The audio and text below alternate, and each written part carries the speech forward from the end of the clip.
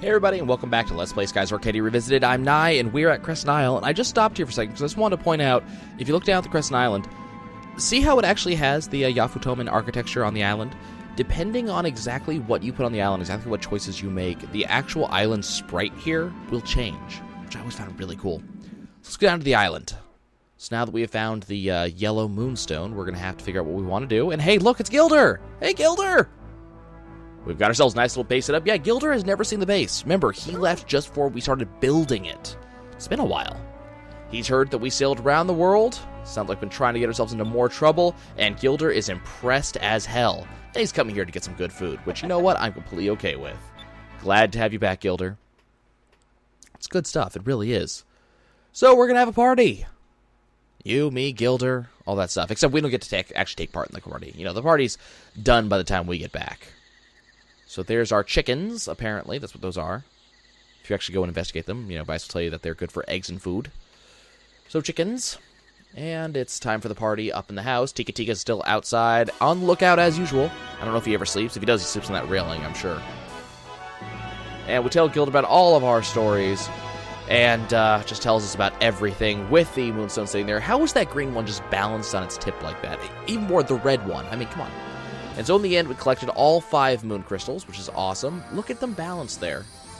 Just, wow. And the yellow one's just floating. I mean, it's not even bothering to balance. It's like, well, I gotta beat the others somehow. I'm only a square. Cube, well, you know. Since all of them are together, it's times that Fina will be heading home. Fina does not look exactly happy about this revelation. And then Gilder has something that he needs to talk to us about. Where exactly did she come from? Where is she going home to? That's actually very important, because we have not actually really discussed this for the most part.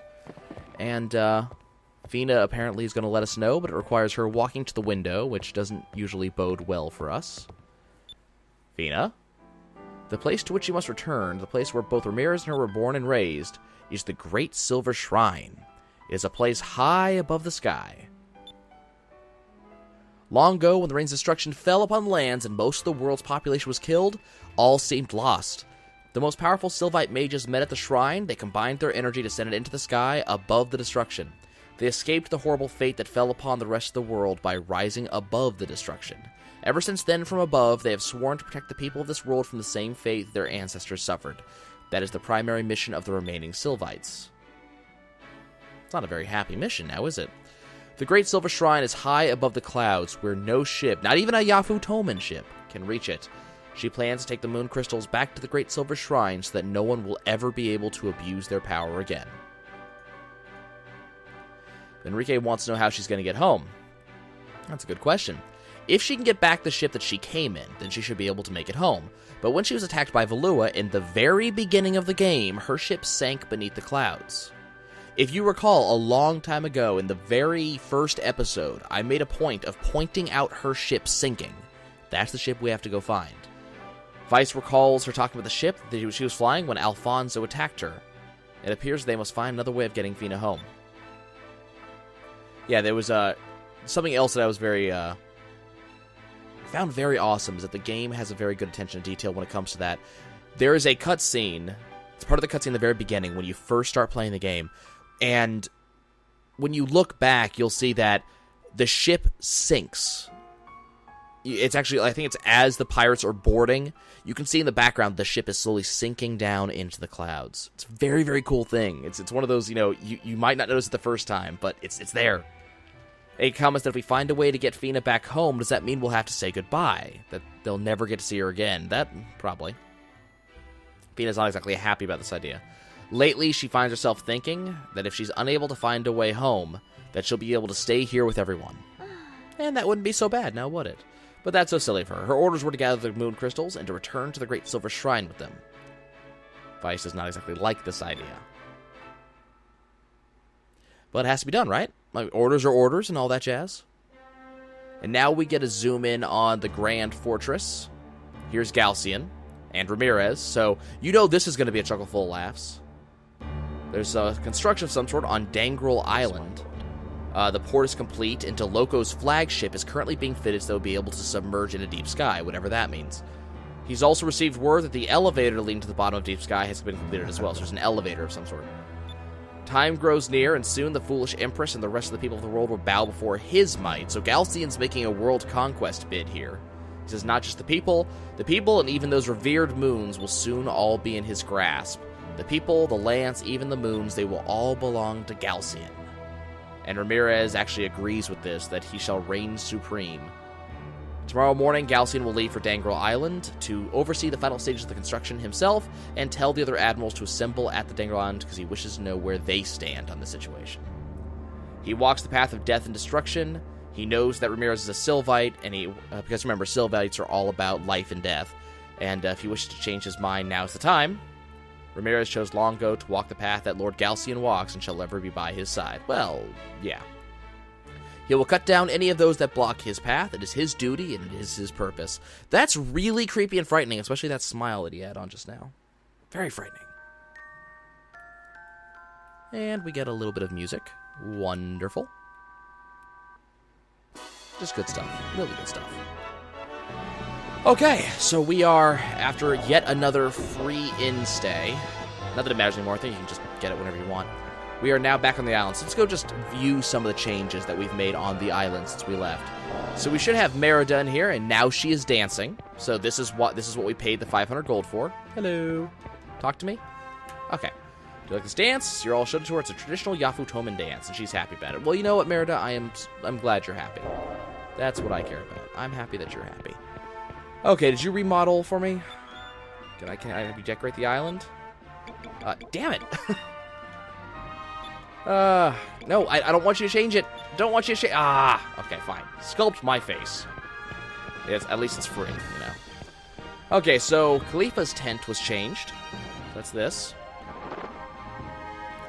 So if we talk to Khalifa, we can pay 100 gold for our fortune, which is better than a 10 gold fortune. He'll do her Bafa Kuala Lumpur, whatever it is. Her moonstone is not responding to her at all. She's very sorry, but we will have to come back another time. She cannot see anything if her moonstone is not responding properly. The red moon has spoken. I think it's supposed to talk to you about discoveries, is what the 100 gold one is, and we found all of them, so can't tell us anymore. Let's see if we can decorate the island, and I want a fountain in the plaza remodeled. Let's have it in Praise of the Moons for 5,000 gold. It's going to be a very surprising thing indeed. And we're done here. Okay, so that's everything there. Let's go into the shops, because I did pay for both, not for both, I only paid for one. I paid for Ilkemis to upgrade his shop for me. So if we look over to the left, you'll notice it is a little bit more impressive now. And now we can go talk to Ilkemis, and he can create medicines for us and our crew. And if I wanted to ask, why did Ilkemis dedicate his life to medicine? Before he joined his crew, he lived on that little island, making potions, and Ilkemis wants to know... We want to know why he was made into a hermit. Perhaps we'll understand why he chose his life. His parents were both nobles from Upper City. During his childhood, he was well taken care of, and because of his family's wealth, he was able to buy all the books he wanted, and he read all the time. One day on his way to the bookstore, he saw a very sick man from Lower City who crawled into Upper City on his hands and knees. He was begging for money so he could buy medicine, but no one would help him. Ilkemis ran to the shop to try to help the man, but when he returned, he was already dead. Ilkemis felt so helpless that from that day on, he decided to dedicate his life to helping others. And he spent his days alone in his room reading all about the different types of medicines and potions, and in time became one of Valua's best researchers. He wanted to make medicines that the people in Lower City could afford. He wanted to help people, but Valua had other plans. They wanted him to make weapons for their military, and shortly after, he fled Valua and found an island where he could continue his studies. A bit of a story. But Ilkemis believes in us, and that although we are a warrior, we are fighting for the right cause, and that's why he wants to aid us in our fight. He will do everything in his power to assist us and our crew, including making Vice the most overpowered character in the game, or whoever I so choose. So Ilkemis not only has his normal medicines, but now he can sell us any seed in the game. Any of them. At all. So if we want power to actually do physical damage, if we want will to do magic damage, if we want vigor for health, if we want quick for dodge ability, if we want more max HP or higher max MP, all it takes is 5,000 gold, and believe me, that's not exactly hard to get. I have not turned in discoveries for quite some time. I have a lot of money waiting. Ryukan, do you need anything right now, or are you still resting? He's resting. Okay, has he gotten his second wave of stuff in? No? Okay. Okay, well, we don't have much to do otherwise then. We're done. So we can, let's equip Vice with the, no, not Wind Slicer, it's the one we just got. The Thunder Cutlass, which is even more powerful. Apparently, cutting through lightning is more powerful than cutting through air. All the power to you. Okay, where am I going? Nowhere, I shouldn't be going anywhere. I should be going back up to the, I should be going back up to the observatory. No, not observatory, the meeting room. Because that's where I need to go. I do not need to get on my ship, because I don't know where I'm going yet, because they have not given me my next directive. So, upwards and onwards. This is... I'm not sure how I feel about that. That the game made me do a couple cutscenes, but before they told me what it was that I needed to do next, they then just sort of set me loose. So you just end up going onto your ship, and then you have no idea what to do. So back into the meeting room. Where is Gilder? Gilder. Maybe he is in the ship. I know Gilder has to talk to us. He needs to say something to us to tell us where to go next. That's our current thing that we need to do, is we need to talk to Gilder. Gilder, where are you? Because we need to find a way to go find Fina's ship. But we don't have the hint that would get us there yet, so we gotta go talk to Gilder, who will tell us the hint so we get going. That's obnoxious. Okay. Let's go this way. Man, we're already 11 minutes into this episode, and I have not even gotten our next directive. We're running out of things to do, guys. I hate to say it, but we are rapidly approaching the end of the game. And we still have some stuff to do. There's still, plenty of episodes left over, and I still think we're gonna beat the previous playthrough, even though I'm sticking to 30-minute. There we go. Here's our cutscene. Even though I'm sticking to 30-minute episodes and doing everything. So Gilder's apparently leaving already. He needs to get going. Before he goes, he has some news for us. He found out that the Armada has a new project. It appears that Valua has begun advancing into the lower altitudes. That north of Pirate Isle, near where we live, which is scary, they're building a base on Dangrel Island. It's just a rumor, but he heard that they're building a ship that can go into deep sky. Under the clouds. Beneath the thick layer of clouds, immersed in total darkness, there is a bottom of the world. No one has ever seen what's below the clouds, except for when they did, but some people say it's completely dead. What could they be looking for is hard to say. Gilder doesn't know, but Fina's ship sank beneath the clouds, so they may be looking for it. That must be what they're after. So we'll have to go check it out, and that is where we are going next. Thank you, Gilder. And good luck to us. No, unfortunately, this is not when Gilder decides to rejoin the party. Even though I have a weapon for him, he is not quite ready to become the badass Longco just yet. He needs a little bit more rest to, regain his win fu. Okay, so we need to go to Dangrel Island.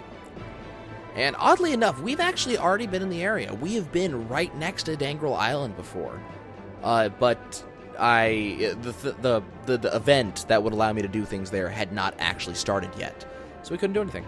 So we need to go in a generally southwestern direction. Very southwestern. I love that we're flying over the dark clouds. The dark clouds are just a layer of clouds beneath us. It's amusing. It's amusing to me. I like it. Okay. So we'll continue moving. There is our rock wall for the Nasser area. Notice there's no sand up here. The thin layer of clouds beneath us blocks all that. And now it's time for us to go to lower sky. Down, down, down, down we go. Excellent. And we are going to head southwest. We need to go around that rift, actually, because we need to go to Dangrel Island. Dangrel Island, which should be right around here. That's Dangrel Island, that one. So we need to go in here. So we're going to go investigate Dangrel Island. This may actually take more than one episode. I'm not sure how fast I'm going to be able to clear this place. But we're going to see what happens. So this is Dangrel. Note there's a lot of construction going on here. We can't quite see what it is, but we do have a cutscene of inside of the Admiral's meeting room, where Galcian addressed the Admirals of the Valuan Armada, and he has urgent news that affects everyone. Alfonso's kind of curious what's going on, wants to be enlightened on what Galcian has to say. He cuts a very imposing figure. From this day forth, the Armada will no longer be under the Empress's control. Which, that's a bit much. that is treason to begin with, but that's a direct declaration of independence. He says that those who do not wish to walk the path that he has chosen may leave, and those who wish to hear his plans can stay. So everybody is reacting. Gregorio comments, that do you know what you're saying? It's treason. Alfonso thinks he's gone nuts, that he's rebelling against the Empress, and wants to know what's going on. Remember, Alfonso has great desires to be an admiral and to be the best and to be the most powerful, so he doesn't want to just leave because he's not going to be directly covered by the Empress. Galcian says that Alfonso does not need to fear him. He still has his wits about him. He's following his own path, and it's up to Alfonso if he wants to stay. And Galcian shows his true intentions. Alfonso understands what's going on. He says that it's treason, and the punishment for treason is death. Ramirez stands, because he's not just going to allow comments like that. And Ramirez says if he speaks in that manner again, he's going to cleave him in two. And we know Ramirez can do it. He's scary. You can see Alfonso is frightened. But Galcian says there's no way for him to waste his energy on him. And what's the rest of them have to say? Beleza does not seem to be arguing. Vigoro says it doesn't make any difference to him as long as he gets to fight. He doesn't care who's in charge. DeLoco wants to stay in the Armada because he hasn't finished building his ship that can go into deep sky. And then if he stays in the Armada, he'll probably get to fight Vice again because that's all DeLoco really cares about.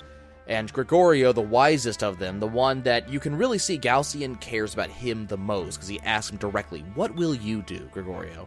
And Gregorio, asks what is his goal? What does Galcian want? He doesn't think that Galcian's seeking the Imperial throne, so he wants to know what's up. And Galcian says that it's not his goal. He wants more power than that, more control than Valua has ever had, but that's all he's going to say.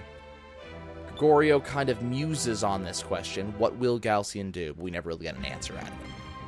So now we are on Dangrel Island, and the first thing we want to do on Dangrel Island is go all the way over here to the edge of this platform because we have the 23rd, the penultimate Moonfish. There we go. Moonfish has been caught. Okay. Dangrel Island is a fairly linear, among other fairly linear dungeons, but it's pretty easy to go through. It's not very long either, so I may even be able to wrap it up in this episode. I'm hoping I can, because I don't want to have to split it into two. I might have to, but I don't want to have to. Okay, so we got to descend down that ladder, and then we'll go into here. And we get to start moving. Vice can hear someone talking, and he moves up to one of these vents. This does a couple things. One, it's going to give us a bit of information. That the moon inner system operating within normal parameters, that's where the power supply to the entire base is. That switch right there. The inspection for this area is done. Let's go to the next one. And Vice knows this is the control panel for the base's power, and so we know that we can go there. So there's a couple things. One, it tells us where our main place to go is. It's underneath that grate. But it also gives us a hint that if we look through the grates, we can get an idea of what is in that particular area. Not amazingly important, and in fact, I'm not going to do it, but it's good to know. So that last path was completely blocked by that fan there, so I can't actually go through there. So instead, I will head in this direction. Lots of grates I don't care about. And inside here, we can flip the switch to turn off the power to the base. Flip switch. Now, when they say power to the base, evidently they don't really mean power to the base, because there's still power. It turns off the power to the fans, though, and that's what we need. So now we can go through that area without being cut in half by the extremely slow-moving fans. There's no possible way we could possibly dodge. Possibly. And we'll just make our return journey. What's over here? Is there anything over here? I don't think there is. Nope, it's a long path for nothing. Okay. Actually, I think you can look through that grate.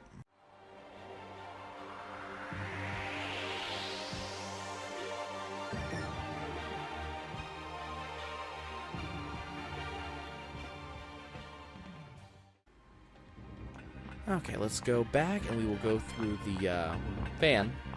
So as you can see from the random encounter we just did, either we've already been discovered, and they're fighting us actively, or we just happened to come across a patrol group. I'm not sure what that's actually supposed to be, but,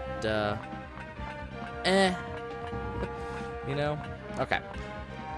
Down this ladder, and we can actually get onto the base proper. I don't know why these air vents are so freaking big on this place, but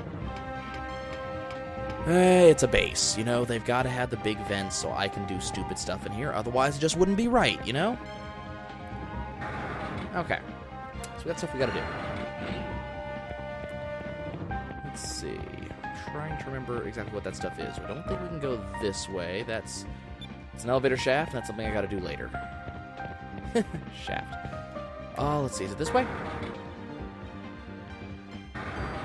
Some of these doors have places I need to go. Some of them have places I do not need to go. So we're gonna see. I think this is the place I'm supposed to go, which I don't really want to do. So I'm gonna ignore that. Because there's some treasure I need to get here. There are 4 treasure chests that I need to get. 4 specific rooms. Okay. But over here. Is this the place I need to go? I think it is. Yes, this is where I need to go. Okay, some of these rooms have treasure chests, some do not.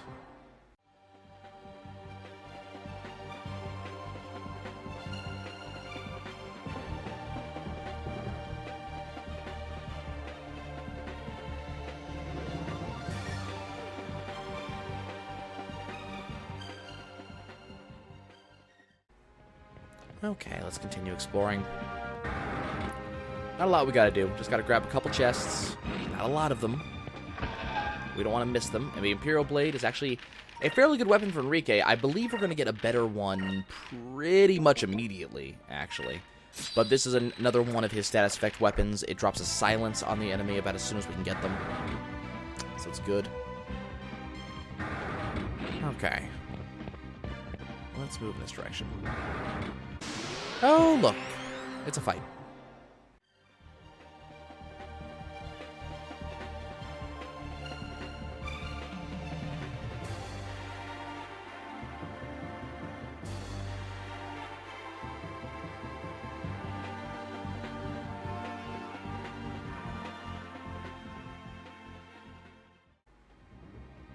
Let's see, was there a chest in here that I needed?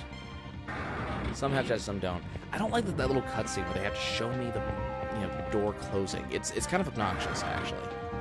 Because then I have to watch the door close again as I leave. Okay. This one?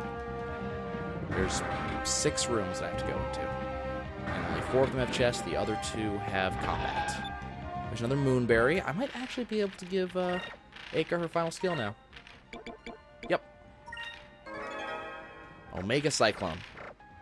It's another AoE attack. It's fairly large, actually, and I believe it's a full screen attack. It's fairly damaging. I don't think it beats Vice's Rain of Swords, but does pretty well. We might be able to see it now.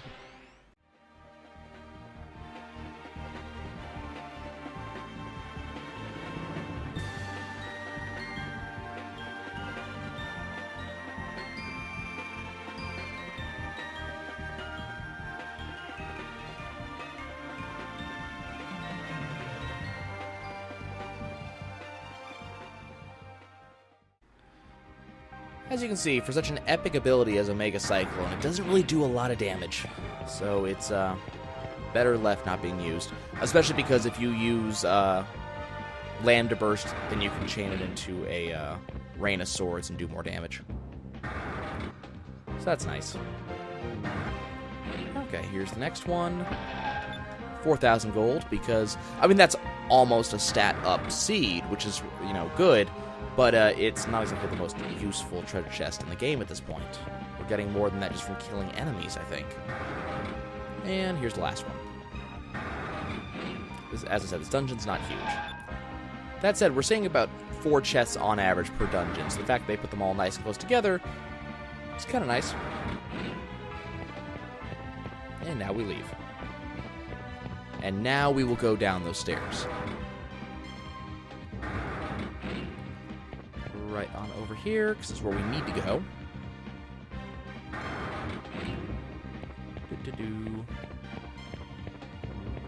There's just not much to do here, honestly.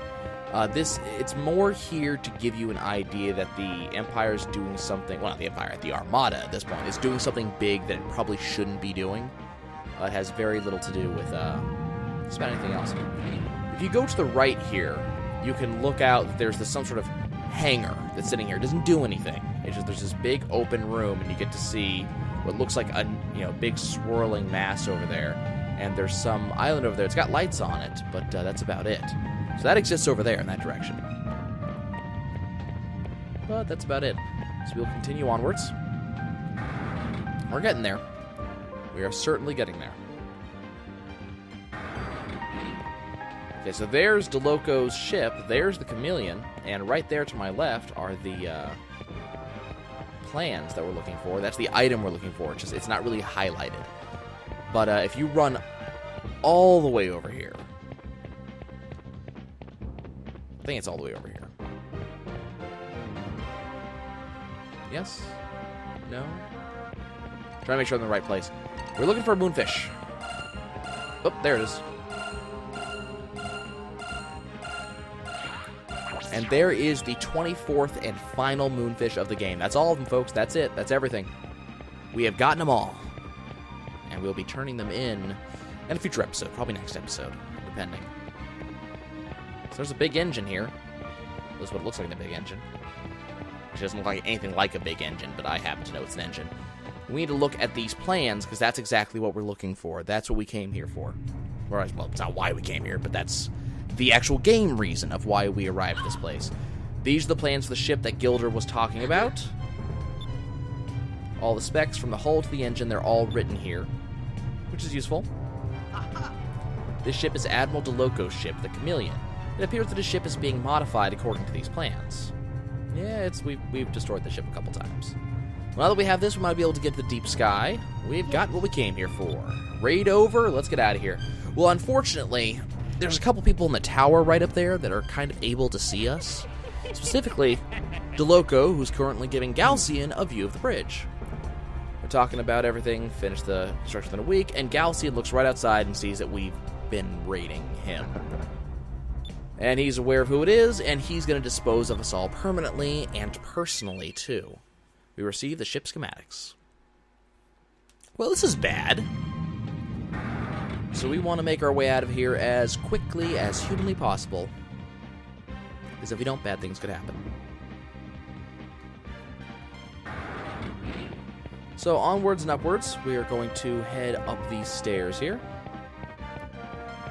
And make our way out. Hopefully, if all goes well.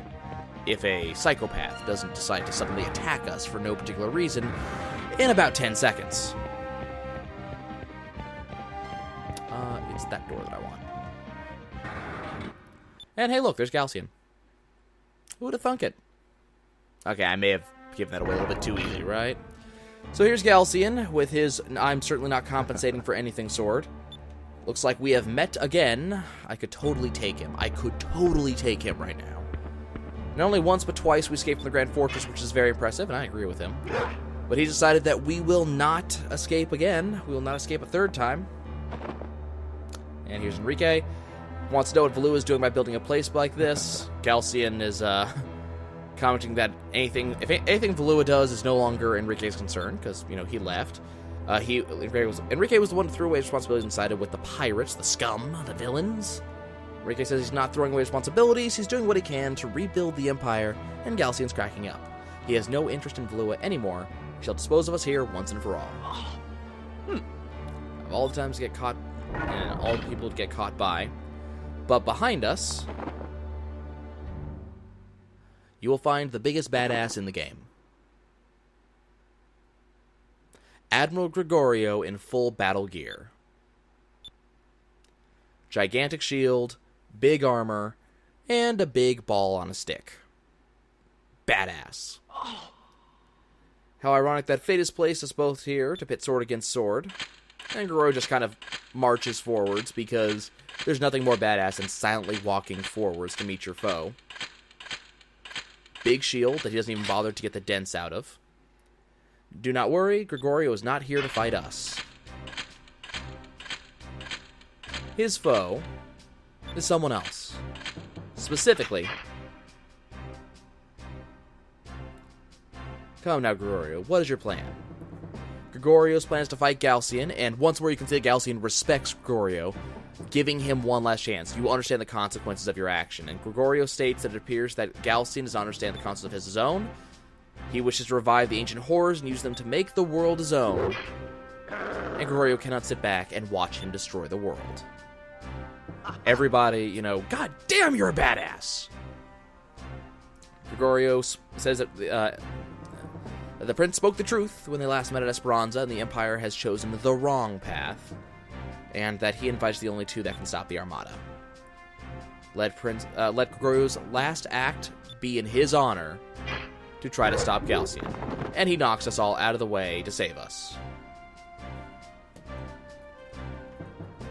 Enrique wants to know why this has come to pass. And Gregorio says he will hold him off and escape while we can.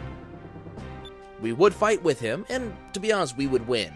But we apparently must not take Galcian lightly. He is more powerful than we could possibly imagine, and this is a military base of the Armada. If we don't escape soon, we will all be surrounded. That's a pretty true thing, honestly. If we die here, the world will be doomed. So our last hope lies with Prince Enrique. It's time for us to leave.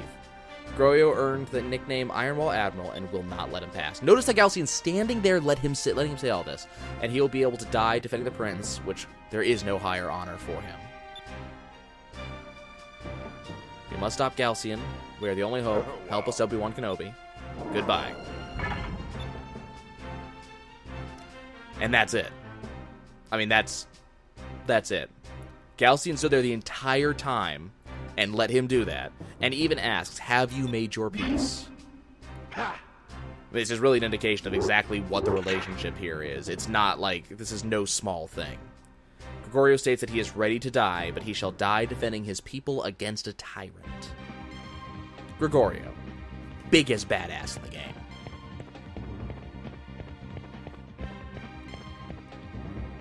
Yeah, that's about right. Okay, guys, well, that was Dangrel Island, and, we're done. And that's it. I'm going to go ahead and leave. I will catch you guys as we head back towards Crescent Isle. Eventually. I'll see you guys soon.